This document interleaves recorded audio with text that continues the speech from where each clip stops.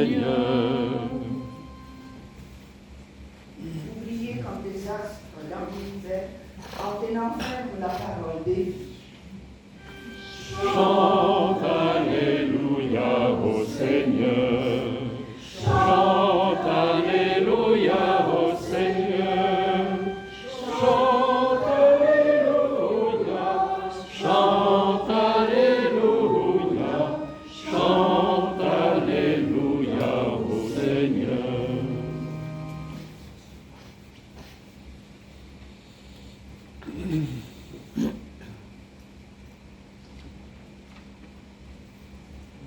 Le Seigneur soit avec vous. Et avec votre esprit. Évangile de Jésus-Christ selon saint Luc. Gloire à toi, Seigneur.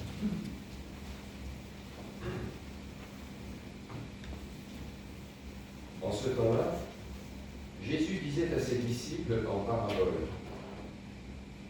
Un aveugle peut-il guider un autre aveugle? Ne vont-ils pas tomber tous les deux dans un trou? Le disciple n'est pas au-dessus du maître, mais une fois bien formé, chacun sera comme son maître.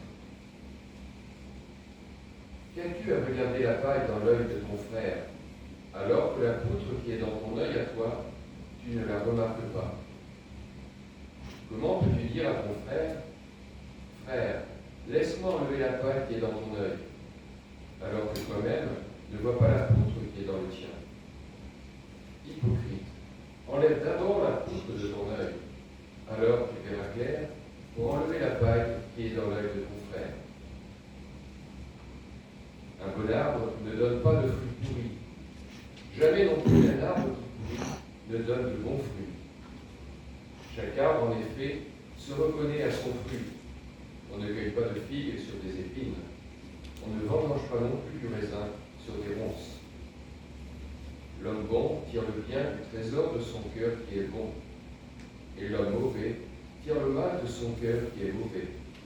Car ce que dit la bouche, c'est ce qui déborde du cœur.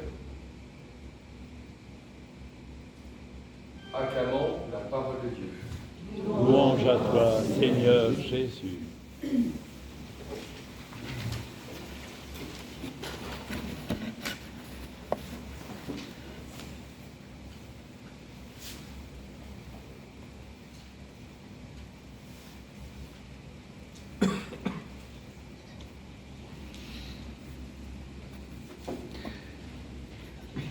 L'évangile de la semaine dernière nous invitait à poser des actes bons, même vis-à-vis de ceux qui ne nous aiment pas, ou même qui nous persécutent. Voilà, c'est un défi, un grand défi qui nous était lancé il y a une semaine. Alors, on ne s'est pas beaucoup attardé sur cet aspect puisqu'il y avait le sacrement des malades. On est plus parti sur le sens de ce sacrement des malades. Mais il n'empêche qu'il y avait cet appel à poser des actes bons et gratuits, y compris dans les situations les plus difficiles. Et ici, aujourd'hui, nous avons toute une série de petites sentences qui sont mises bout à bout par l'évangéliste Luc, des paroles du Christ, et qui nous invitent à descendre, je dirais, dans la racine. Alors, voilà, dans la racine de cette possibilité d'avoir des actes bons, des paroles bonnes et des regards qui soient bons. C'est pas rien. Parce qu'il ne suffit pas de dire, espèce de méthode Coué, il faut aimer ses ennemis, mais comment faire? Comment faire pour vivre l'Évangile? Où trouver la racine de tout ça? Et aujourd'hui, non seulement l'Évangile, mais aussi Ben Sira, la première lecture qu'on a entendue, nous invite à aller chercher dans la profondeur de notre être ce qui nous permettra de vivre à l'extérieur de bonnes choses. Donc, essayer de trouver dans une réalité cachée au plus profond de nous-mêmes comme la source qui nous permet de vivre l'Évangile. Parce que l'Évangile, on le dit assez souvent, ça ne peut pas se vivre uniquement en force, en disant « il faut que je vive l'Évangile », on peut être vite contraint d'être en face de ses limites, surtout dans des situations extrêmes. La violence, par exemple. Je ne donnerai pas d'exemple, on en a eu hier soir. Si vous avez écouté la radio ou regardé la télévision, la violence s'est étalée entre chefs d'État.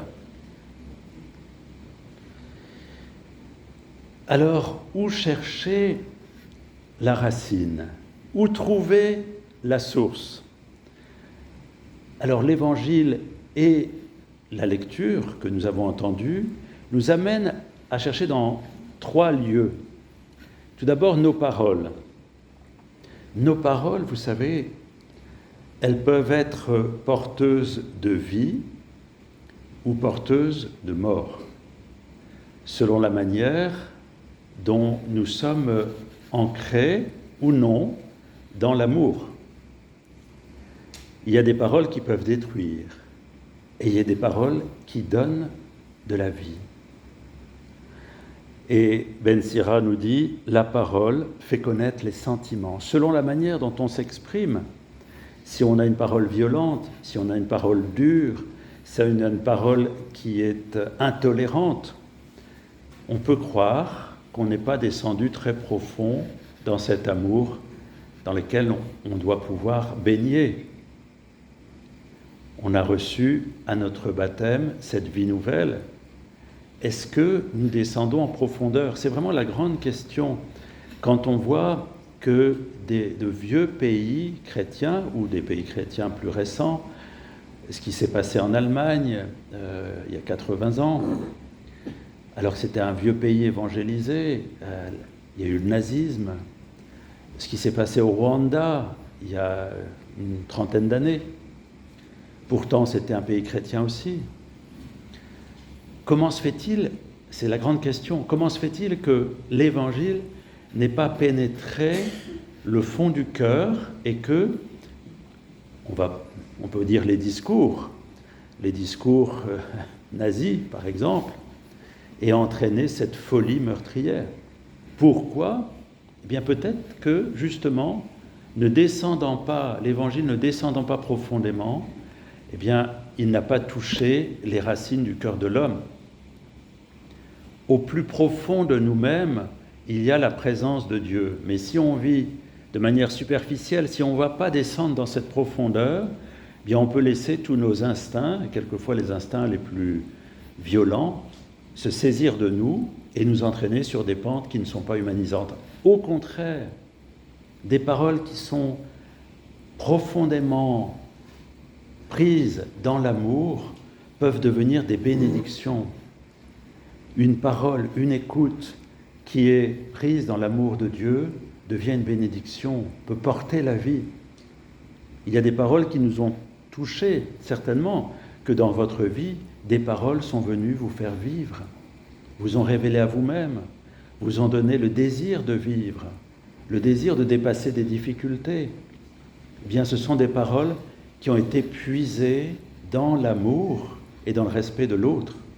Et puis, il peut y avoir eu d'autres paroles dans votre vie qui, au contraire, vous ont enfoncé. Là, on peut se dire, ça n'est pas pris dans la même profondeur. C'est Hannah Arendt qui disait que le mal est superficiel et le mal est banal. Le bien est profond. Le bien est profond. Alors, il faut aller dans la profondeur. Ça, c'est pour les paroles. Alors, les paroles signifient à quel niveau de vie nous sommes, de profondeur et d'amour. Mais il y a aussi les regards.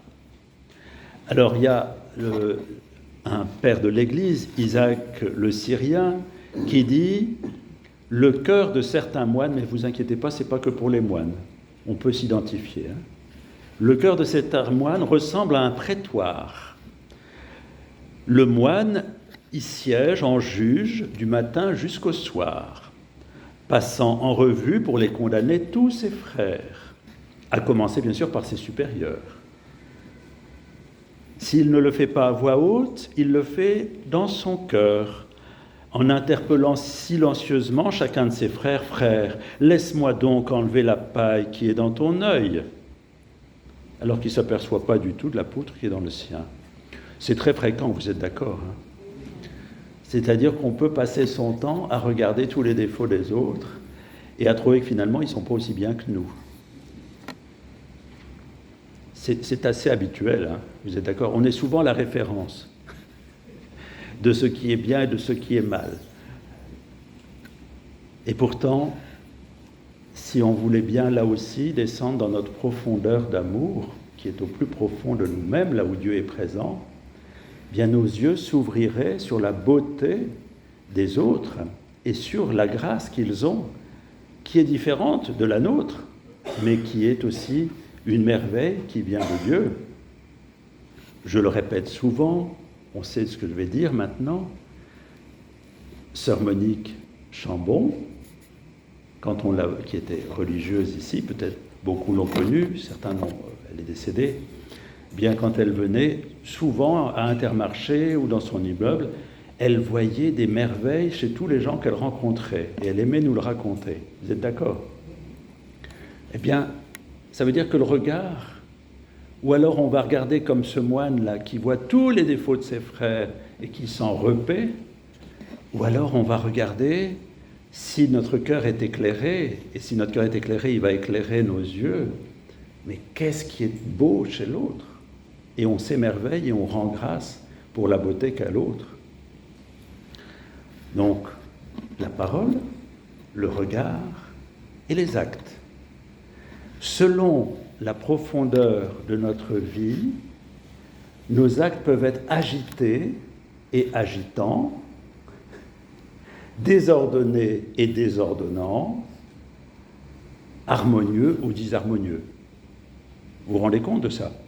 Quand on part bille en tête, tout à l'heure je suis sorti de chez moi parce que j'étais un peu en retard pour venir ici, j'ai failli renverser, à pied, hein, les gens qui passaient derrière les voitures. On me dit « Hey, stop !»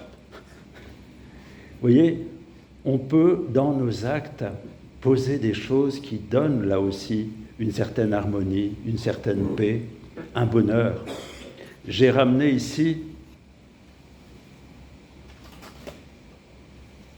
un petit livret que j'avais fait faire avec des textes de sœur Madeleine Gilles, qui est morte à 102 ans, que j'ai bien connue, qui était une sœur de Sainte-Marthe. Bien, cette femme, pourtant, qui était très âgée, elle s'est mise à 100 ans, parce qu'elle ne pouvait plus broder, à tricoter pour les gens de la rue.